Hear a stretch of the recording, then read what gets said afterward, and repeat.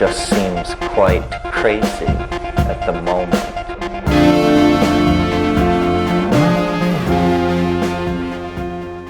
Do you think like this time next year they'll have like live music again, or? I hope so. My body needs it. I need it. Yeah. But yeah, hopefully. It's going to be, people are going to have to outweigh the risk. Do you find you're doing that right now? Like you kind of, I've watched myself change since the COVID thing. Like being scared and unknown at the beginning, and then. Yeah, but like think about it. If there's still going to be like any kind of social distancing thing, like at a show, how do you socially distance when you're at a concert? So it's like when you think about that logistically, like how would they even pull that off? It's not like, even like if you go to a comedy club, I guess you could space people out with the tables and stuff. Everybody's sitting. But you're going to go to a heavy metal show and tell people to socially distance and stay 6 feet away from each other? No. That's the risk I was talking about, like where you just say, like, if it's a risk, you just do it. You know what I mean? And like you might get infected. Yeah, I mean, I guess it should be up to you, but the comedy show thing I always thought was funny because that's literally one of the events like where if it's funny, everyone's just breathing out. They laugh. I know, they're probably like spit all over the place. But yeah, I really hope we want things to get back to normal for everybody, for the economy, but I'm also curious on how it's going to change things. Like, there should be some new musical experiences, some new internet experiences. Awesome. Yeah, I just don't know how they're going to do it, though. I mean, it could be like at the Belly Up, where on the top they have like the VIP area. Yep. Where Kristen was that one day. Like we actually went up there one time for it was like Ziggy, or no, it was one of the Marleys. Not Ziggy Marley. Damien? Oh no, it was Bob Marley just without. It was the Wailers. That's it. Nice. It was just the Wailers. So, but anyways, Bonton or whatever it is. No, that's a different dude, I think. But yeah, so it's sitting, but I kind of like it. Or even in the back of the Belly Up too, right? There's like tables and stuff, and they have a restaurant over there. So I think like maybe that, because I almost feel like mosh pitting is kind of like over anyways. Like whenever I see it, it's always like, really, dude? Like, I really that was so like 1998. You're still doing that? But maybe I'm just getting old. Well, I felt really old when I went to go see the Eels. And do you remember them from like high school and like every Shrek movie and Disney movie? But when I went to go see the OCs, and I wasn't really doing like in the large pit, but it felt good to be up in the energy. Yeah, that's true. And just getting sweaty. But I did realize my limit because and that's what made me like, these guys on stage, they're just drumming for 2 hours straight. And I know, here I am crazy. just bouncing around being supported by the crowd. Yeah, that's got to be so much endurance just to like drum like that. Or even people in the mosh pit. Like I remember going to Soma when we were like 14 or something. And I mean, we just want to mosh pit the whole entire time. Like for hours, and then you just go all crazy and try to stage dive and do the whole thing. We never got tired, but now I'm like that old dude in the back with my arms crossed. So I'm like, damn kids. But it doesn't seem like as many. I do kind of miss it in a way. Like sometimes it would get over, like too much. There'd always be some girl that ends up getting punched in the boob or elbowed in the face or something, and then there's always the asshole security guard who's like throwing people out. But that's just the way it went when like growing up and stuff, going to like punk shows, and it had an element of danger to it. We aged out. I think so. But it's just, I feel sorry for like kids now because they're not going to have that. Even before COVID, like there was probably not going to be much mosh pitting anymore anyways. I'm not sure they want that anymore with electronica. I think it's a much different experience now. Something yeah, but I don't think all kids are listening to like electronic. Like there's still a big scene for like but we're talking stuff, or there was. Hopefully there will be again. Yeah. But we're talking for everything now. Like what is going to be the live music experience? Yeah. So yeah, that's up for debate. I think the Flaming Lips did it justice when they performed in their bubbles. It was a little prophetic, like they're just like, wait a minute. Yeah. So was that like an actual show? I'm guessing it was probably like at their. Oh, it was, but wasn't it filmed remotely? They did it in Oklahoma. Okay. Because it looked like they've had videos in there before, like on the David Bowie video. They're like in that church. And I didn't see the church in the bubble. Well, it looked like, because what happened, I think they built this, I don't know if it's the same place, but I heard, or you might have even told me, they Wayne or the band just like started buying up everything on his block. Like he's lived in the same house like since they weren't even very big at all. And then apparently he just like bought this church, and then they kind of turned it into like a little concert place where people would like come see him there. And that's the I don't David know if that's Bowie true video? or not. I think that's the David Bowie video. I'll believe they're that. in like a I like church, that. and then the nuns like take ecstasy, and then they're like stripping and spanking each other. That's the best. I remember when me and my friend Carlos we were doing acid allegedly, and we were watching that like all night, like over and over. I have it on vinyl. I have the 45. It has one single on one side. Oh yeah, and that song, the bass is just insane. Yeah, when the bass like drops, it's such a great. They really did that song well. And I'd love to. I would go see the Lips again in a bubble, or an animal costume. That would, if that protected me it'd from be kind of hot though. A lung disease. It'd be a little sweaty. That's what it's all about. But I mean, people would always try to, I'm sure they had a line to get people when they were doing the animal costume things. That's a known story. They probably smelled so bad. They would not wash them. They were used the day before and stuffed in a trailer. Yep. Yeah, that was all pre-COVID. Yeah. It's funny, you start thinking about more things, you're like, can't do that ever again. Right. But it's going to, for me, it prioritizes the experience I want to have. Like, what do you need? Concerts. Drugs. I realized early on that I needed toilet paper. Like, do you really need toilet? I never understood that. Well, don't you even have a bidet? Back to your. You don't need toilet paper if you have a bidet, right? You need to pat down. Okay, so yeah, but still, your toilet paper consumption must be like way less, right? Yes. Yeah. But I didn't have my purchasing was not. I don't stock up. Mm-hmm. That's one of the things. Like, I kind of just buy as I go. But I did realize early on that I needed to probably prepare a little bit more canned goods, more rice. Yeah, canned goods would be good.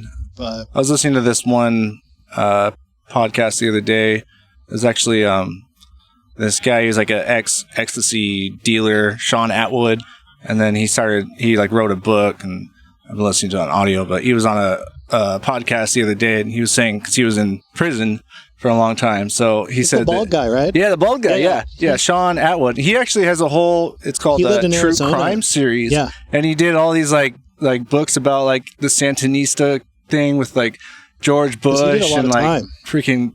I'm listening to this one about what's his name, Oliver North, and what's the guy that like Tom Cruise did the movie? It was like American Me. Barry Seal, the pilot that was like working for the Pablo Escobar and the CIA at the same time. A double agent? Basically, and the DEA. And so what happened was he was bringing in coke from, Colombia to Arkansas when Clinton was president. And then they were like loading up weapons and bringing it to the Sandinistas in Nicaragua. That was the part of the Iran-Contra. Exactly. Yeah. That was the whole scandal. But anyways, yeah. What was I getting with that? But anyway, I was watching. So he went to jail for a long time because he was like an ecstasy kingpin. Because I actually listened to. There's a book I think I told you about. It's called Party Time or something like that, about how he like moved here from Britain to Arizona, or it's called Raving Arizona, and he became like a ecstasy kingpin. And then he was like throwing years later too. Yeah, he said he wasn't even doing anything. He said in Arizona, all you need is, I guess, 2 witnesses, like saying that they saw you make a drug deal in the last 7 years, and that's all it needs, all he needed. So they got him on like conspiracy and all this stuff, and it was with that Joe Arpaio guy. So he was like, man, the stories he tells about like being in that guy's prisons, like that guy should go to jail for like, crimes against humanity. Like he said, like he saw guards like kill people and all this stuff, and like.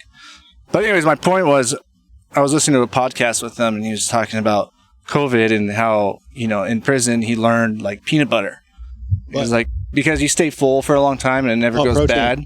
Protein. So he was saying that he just like stocked up on or always like, because he was saying he still has like a prison kind of mentality, he's still institutionalized. So he said he had peanut butter stocked up anyways. So he was like, I didn't even have to, I don't know where I was going with this, but No, I was thinking the same thing though. I was like, man, I just need to buy like a whole bunch of peanut butter. Because worst case scenario, you got protein, like, maybe you get some crackers or something, and then you can at least survive on that, Because I wouldn't be surprised if there is like a food shortage, I mean, there almost was going to be one.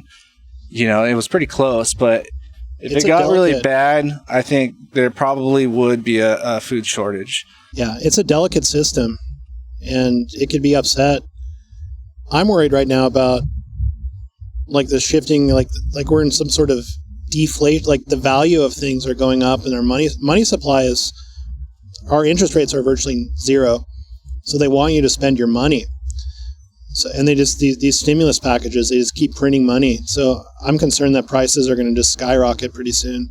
Yeah, who knows? Yeah, I don't know. I mean, definitely you can't just keep printing money for everywhere. I mean, I'm not an economist, but I think when you just keep printing money and it's not based on anything, then that's not really good for the economy eventually. Well, the old fiat, but the modern economic theory says you can, because then you can just tax it right back and control it through the supply of goods. It's called like modern economic theory. We need a war. I think that's what we need. Well, we're fighting. I'm sure but I'm joking, obviously, but I'm sure there's people that are thinking that way. But doesn't it feel like, since we're not at some sort of foreign war, like we're just attacking ourselves? Like we're finding, like we're playing identity wars right now with... Ooh. It feels to me like we're just attacking our own brothers and citizens right now. Yeah, I don't want to get too conspiratorial, but that is a good point, because you think about, how, not to get too into it, but like the protests and everything. And then I guess they were seeing, like, I don't know if it was in Portland or Seattle or something, there was like different kind of unmarked soldiers or something like that. I think they were like Homeland Security. And, my coworker, he literally saw tanks. It was like the National Guard down in San Diego. This was, early on in the protests. You have tanks like in Escondido too. Like I've seen them. Armories. Yeah. Yeah, it's right. Yeah, I know. There's national armories. I know, and it's one of those things you drive by it forever, and then somebody told me about it, and I looked, and I was like, "There's literally tanks that I've been driving by for who knows how long, and I never even noticed it." But yeah, I don't know. That would be weird seeing tanks on the street and stuff like that. But to your point, yeah, maybe that is. I mean, they need to spend money on a war, so maybe they've already waged a war with everybody else. So I guess we're the last ones or something. The military got a lot of the hand-me-downs. They got a lot of the riot gear. Like, our police are militarized now. But what I was talking about, I was framing it as like us as people. Like, we don't have an enemy anymore, so now we're like subdividing it into a political enemy. Yeah. So, I'm hearing it just feels like it, because I'm not attacking. I remember in my youth, there was a lot of hatred towards the Middle East. A few Middle East wars. Whatever happened before that, but that's my time. And now we don't really have an enemy. Like, we're not really... Well, it seems like they tried to bring back communism, and that didn't really work out for them. It was almost like, like they ran out of everything, and they're like, well, we could go back to the Russians. We're trying to fight the Chinese right now. I guess China now, but that actually might be a real threat. I don't know. I try not to engage myself in it too much, but it is fun listening back to that Sean Atwood. He's a pretty interesting guy. I like his... Yeah, he did like a whole series about basically Bill Clinton and George Bush were drug kingpins. And that's pretty much that. I mean, you think about every other country, there's a Russian mob, there's, the Mexican mafia, there's the Italian mafia. Nobody ever talks about the U.S. mafia, right? And basically the point that he's making in his books is that the CIA and all these people, like, I don't know what you want to call them, like the deep state, or, George Bush and all these guys are like connected. And it all kind of goes back to the, not to get too conspiratorial, but like JFK. Too late. And like, basically, like, Bush probably helped Bush Senior. Bush Senior. Yeah, because he became the head of the CIA, and they tried to say that he was never even in the CIA, which, I guess normally doesn't happen, but apparently there's just a lot of things that kind of goes back to him, and it all goes back to... I mean, dude, they fired JFK fired Allen Dulles. By the way, that was a band name that I was going to propose to you. Is that a name? The Allen Dulles Project or something. That was the director of the CIA, right? And it's too close to the Alan Parsons Project. That sounds pretty close. Yeah. Maybe that's why I was catching. Yeah. But, so the JFK fired him because they wanted to do, about the whole Bay of Pigs thing with Cuba. And they actually wanted to use a unmanned aircraft and shoot it down. And this isn't a conspiracy. I mean, right. We know this. Real. And they were going to try to blame it on Cuba so we can invade Cuba and take over Castro. And so JFK shot that down, and they were very mad about it. And he actually fired the director, Allen Dulles, and then he was going to, basically, I think his own words were, he was going to obliterate the CIA into a million pieces. And so you talk about motive, right? And then also LBJ, the vice president, he was going to try to get rid of him too. And apparently because he was even neighbors with, who was the director of the FBI back then? Hoover. And they were really close. So he was saying that Hoover had dirt on JFK about his being a man whore. And they basically blackmailed him to hiring fucking Lyndon Johnson for vice president. And he was going to get rid of him in his second term. So it's like any murder mystery, right? See, you think about motive, right? And so, that's all. Those are the people that had him killed. It's like as simple as that. It's a fucking mob movie, You can't write this shit. Yeah, and what's even crazier is because all that shit, whatever happened, really, was all pre-internet. And exactly. They didn't know there was ever going to be an internet. They're like, we'll get away with this forever. Yeah, but the information, people really couldn't communicate and get spy data instantaneously. Right, yeah. So, and now it's out there. Yeah. You can access. And then there's the Freedom of Information Act. Right, you can kind of get stuff. But it created rogue agents and stuff. You read that book about the clandestine, the weird LSD experiments. Sidney Gottlieb. Yeah. And then what do you think of the story that supposedly Leary got through that girl, got some LSD to Kennedy? Do you think that really happened? I think it's possible. Because that could have made him change his mind about all this. That girl was Timothy Leary's ex-girlfriend. Right. Yeah. So, yeah. That's I don't think you can be straight, back then what they called straight, which you didn't do drugs, as a different meaning now, and be Timothy Leary's girlfriend, and then go and date JFK and not try to offer him at least mushrooms.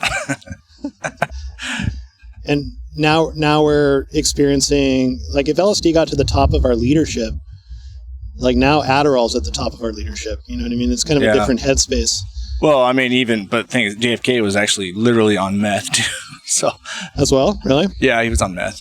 That's actually where the term Dr. Feelgood came from. That was his doctor. That was his nickname. The song?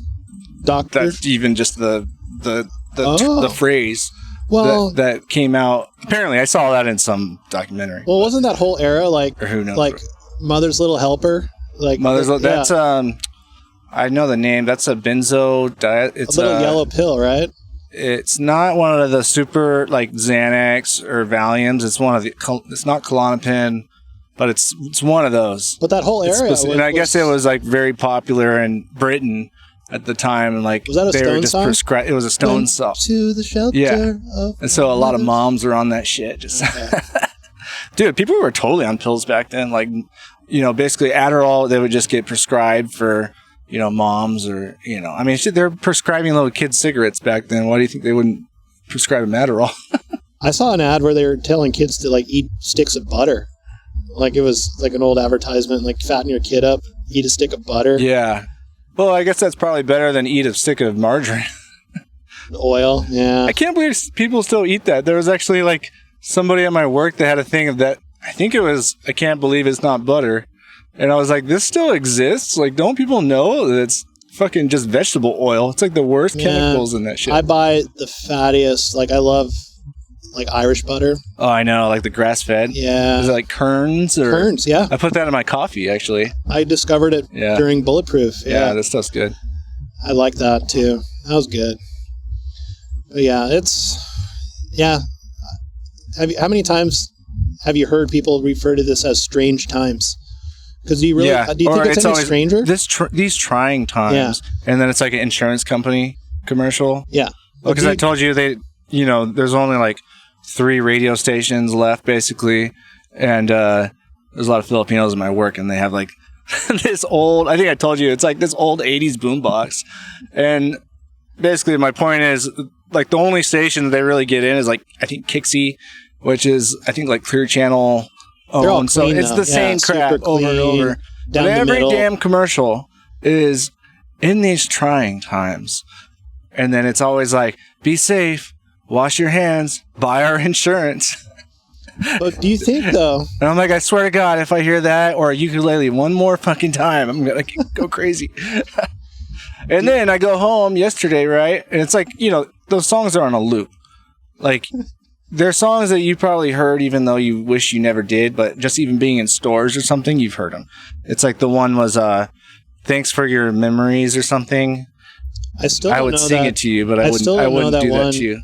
But hold on, let me finish. Yeah. And then I come home yesterday. Like, we could literally figure out what time it is by when they play this song. Like, we're always like, oh, it must be 3 o'clock. And then I go home yesterday, and Sophie's like, hey, Dad. She's like playing music on the iPad. She's like, have you heard this song before? And as soon as I heard that first note, I was like, oh, God, no. Please. I still haven't heard that one song that you tried to do karaoke of that one night and glitched. Oh, they still play that one, actually. They get a lot of airtime. Well, you're not listening to... But who was it, though? That was Portugal the Man. Okay. Yeah. I gotta dig into that. Yeah, they went full mainstream on that one, actually. Like, but yeah, I wasn't about to do karaoke on acid that night. I was... You're like, you said you would do it. I'm like, I didn't even know what I was saying. I told you. So I couldn't have said anything. What I've learned from that night is, like, literally nobody cares. Like, I used to think, no, like, and I feel, you know what? Invisible. I still kind of kick myself in the ass for just nobody. But they were so good. Those karaokers or what would you call them? Karaokers. People who enjoy karaoke a lot, apparently, and they like snatched the microphone out of her hand, and they were doing a full-on duet around the pool table. They had moves. They had like choreography. It wasn't their first rodeo. Yeah, can't talk. But yeah, that was a fun night, and I think I drank way too much vodka trying to come down from that. I was like, yeah. I think the lesson of that night was you don't take acid right when the show is starting. You take it hours before the show. And it's possible you took 2, right? Because you may have dropped one and you don't know. Nah, I don't think I dropped it. I took. You did take 2 then. Yeah. Yep. Yeah, because it hit me pretty good. Yeah. Remember, I was like, you got to be jealous. Or I grabbed your hand. I was like, you should be jealous. Because everybody was like vibrating, but it was really just the come up, and then the show was over, and then I was like, "Damn, I better start drinking." Yeah, that's not good advice. Not good advice. That was legend. You're a legend. Yeah, it was a good night. But also in memory, one of the last handful of our shows. I know, isn't that a shame? When was the last one? Was Kikagaku Moyo. Mine too. Yeah, and when was that? What did you say? 2019, somewhere. Yeah. What month, though? It was not... It was a little cold. It was a little chilly. Fall? Yeah, it was fall. October? It was before I moved, so it had to have been July, August. Was that? No, I think you already moved. I already moved, because I did... No, you already moved. Anyways, yeah, that was mine, too. I don't know how they're going to do it again, though, honestly. I mean... I guess it could be you sign a waiver if you get COVID, but that's never going to happen. They're doing because of insurance and liability and stuff. Like they're turning this into a privacy nightmare. They're opening up it as like contact tracing. So if you go to a show, you have to actually put down all your legal information and how to find you, and then if somebody tests positive, you'll get a message. Yeah. Okay. Yeah, I don't know. My friend Norberto, he actually came in contact with somebody, and then he told them later, and so I guess he told his work, and they said he couldn't come back until he tested negative. So he tested negative, and he actually got it back surprisingly fast. When I looked into it, it was like 7 to 10 days, but 2 weeks, my buddy. 2 weeks, yeah. So anyways, they said even though he's negative, he still had to wait 14 days. The girl I work with, she was a server at Broken Yoke. And restaurants are closed. Now, like, they open up a patio and shit. And they're letting people come back to work. And then one of the servers got COVID. So they had to shut down the entire restaurant for 2 weeks. Turns out the daughter got it from the girlfriend of her dad. And the dad died. Wow. Yeah. So I only know 2 people that have died. I don't know anyone personally that's even been sick or recovered. Yeah, but I mean, your cousin is one of those people, so I mean, that's not nothing. No, but sick and recovered. Like, I want to start seeing more. I want to hear stories of improvement. Oh, right. Yeah, I want to start hearing, like, I had it, I recovered, I'm okay. I thought you were going to say you wanted to see more people die from it, so you know it's a real thing or something. Oh, no, I'm not going there. Yeah. Well, I just feel like I want to see more. I don't want to see anybody with it at all, but also, like, if you get sick, like, there's still regular colds. I think now, you know, if you get sick, everybody's just gonna, like, what happens, say, if you call your boss and you're like, I'm sick, you know, but I don't have a fever or anything like that. Well, just try to cough in public. You can't. I know, but I'm saying they're gonna send you home and you're gonna have to get a test and probably wait, you know, like 10 days or something until you get to go back to work just for having the sniffles. And so my point is, people aren't going to want to do that. Like, it's hard enough to get people to stay at home even when they are sick on a normal year. In February, Adam got sick and he missed 2 weeks of work. Him, his wife, and the baby all got sick. And in February? Yeah. And we called and we're like, dude, you got to go get tested. He never went and got tested. Yeah, but February is pretty early on. I got really sick in February. No, the lockdown was March, official. Yeah, that's what I'm saying. So, like, people in February... It's already happening. It was happening, but it was still like, oh, we're immune to that. That's not going to come here. I thought it was just going to die out. Because I got really sick in February, too. Same thing. We all got sick. The baby got sick. You know, but who knows? Yeah, but so it's all... It's so weird because it seems like it's like 5 different diseases. Like, some people get it and they die. And then some people get it and they don't even feel it at all. And then it's like everything in between. Because guess what? It's novel. It's complex. What does novel mean exactly? Infinite novelty. What is McKenna talking about? The novelty engine at the end of the universe? Like, it's the strange attractor pulling us. Yeah. Novel means new. That was another one of my band names, exopheromones. That's what he talks about. It's like the attractor. Yeah. But pheromones are like the chemicals? Smells? Yeah, so it's like a chemical attraction. In the virus case, though, novel means new. So it's just a new, because there's been coronaviruses for a long time. There's thousands of them. Yeah. So that's nothing new. No, but there's some, you know, Brett Weinstein, you know, a Rogan guest, Adam and I dove deep into his own work, and I firmly believe it came from a lab, but not as military. Yeah, I heard that one too. Did you hear, I think the last time he was on there, he was talking about the lab rats, and I don't understand any of it. It was something about the telomers. Yep. That's and then basically his point, or I guess his thesis is that every study that we've ever done on a drug is bullshit and we need to redo them all. That's what I took from that. Like, no drug is safe. At least we don't have proof that it is or not. That's overly simplified, but technically... That's what I took from it. So, yeah. I mean, I don't really trust a lot of pharmaceuticals, you know, anyways. Like, even, like, allergy medication. It's like, who knows? You know? Like, are you going to get a corona vaccine? I mean, it's hard to say. Which one? There's like 300. Like, how many do we get? Yeah, and then the company that's doing it is like the company that manufactures OxyContin or some shit like that. Sure. Or Pfizer, or, you know, these are the most evil companies, and we're supposed to be like, okay. And they even said that they're hardly even testing them. They're not doing they might skip like phase 3. Yeah, they're like skipping phases just to get it. Or they even said that they already made them before the tests were over, like millions of doses. I don't know. That really did happen. They started making them like hundreds of millions of doses before they even finished the tests. And do you think they're just going to throw that in the trash and be like, okay? I didn't hear any of that, because they were making like that hydrochloroquine, hundreds of millions of that shit.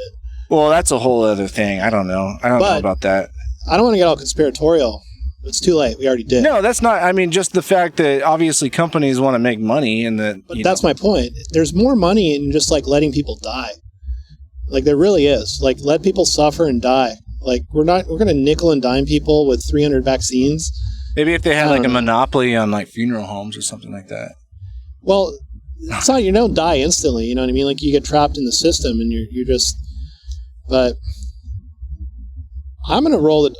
I'll probably get a vaccine. Well, I think I don't know. It's just going to be really interesting to see how it plays out, because no matter what, there's going to be some people that want it, some people that don't want it.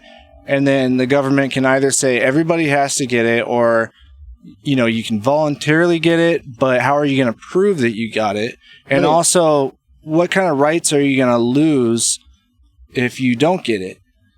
So, I mean, no matter what side you're on, I mean, you should still be thinking about that, as it's just going to be really interesting. However it plays out. I'm just a little worried about how it's going to play out. Sure.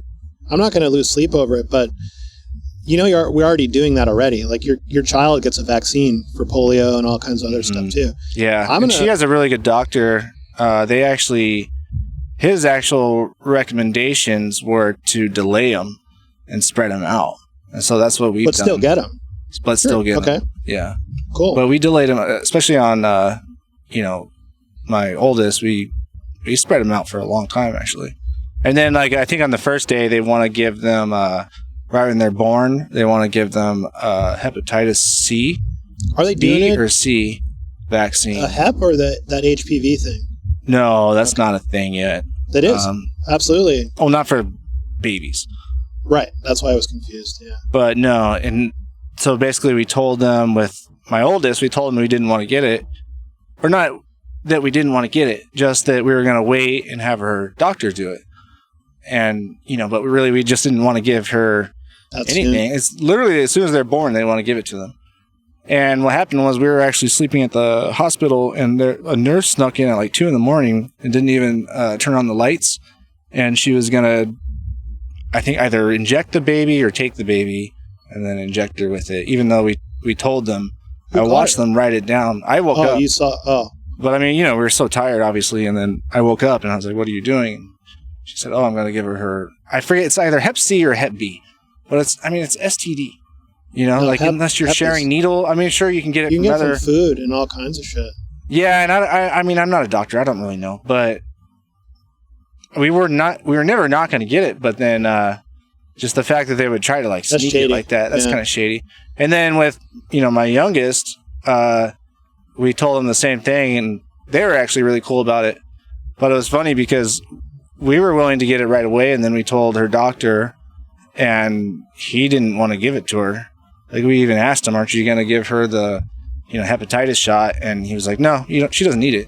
So it's why is there such a, a disconnect between that? That's the only thing, Well, there's a lot of different opinions on the subject. And I think that the way people want to say, put you in a little box and call you a certain, a word, or what is it called? Anti-vaxxer. That's what Victor, I was just kind of having a normal conversation. He's like, oh, you an anti-vaxxer?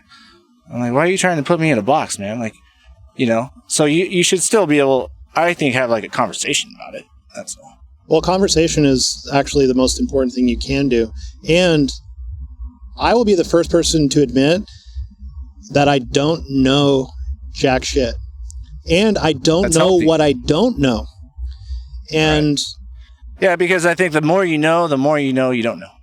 Hopefully, if you're paying attention, because it just gets, what I'm saying is a lot of these things that we're actually talking about are not binary. There's not one or two correct answers. Yeah. They're very complex shades of every goddamn rainbow color.